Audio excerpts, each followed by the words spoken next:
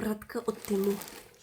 Не поръчвам често по принцип, но ми трябваха кейсове за телефона, а там са по-евтинки. И покрай тях се събраха още някакви нещица. Хайде да видим. Пратката ме чака от една седмица, ама нямах време.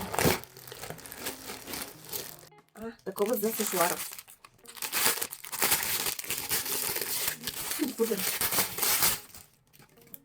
Силиконово, защото моето си го изгубих. И дано това да стане. Ще си правя прически. Поръчала съм ето такива турбички за пътуване, в които да се съхраняват лекарства. И мисля да врътнем един giveaway съвсем скоро, като аз ще добавя вътре нещо, разбира се. Съгласни ли сте? Кейс с телефона. Сега да го видим. Много шумка. Много шум. Вижте колко яка, дано да стане. И има си връзчета. Ето, връзчета сам трябва да видя сега как се прави това нещо. Обожавам бижута и съм си взела тук някакви работи. После ще видя кое и какво е точно. По някой ми интерес да ми пише, може да ви покажа. Една пижамка.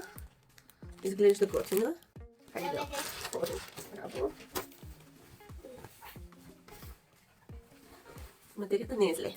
Сега тук има нещо опаковано. Да. Това е една лампичка. Нощна лампичка, да си чета книга през нощта. Закача си я и ти свети. Още един кейс. Лилаво. Блузка. Има за детето при тениски, понеже той е голям фен на Майнкрафт. Лего и така нататък. И май ще са малки. И сега нещо много интересно за маска за коса. Значи, едно устройство часа. Ето така, слагаш си вътре масла или каквото искаш и си го, ето така си масажираш скалпа с това нещо и така си правиш и маска.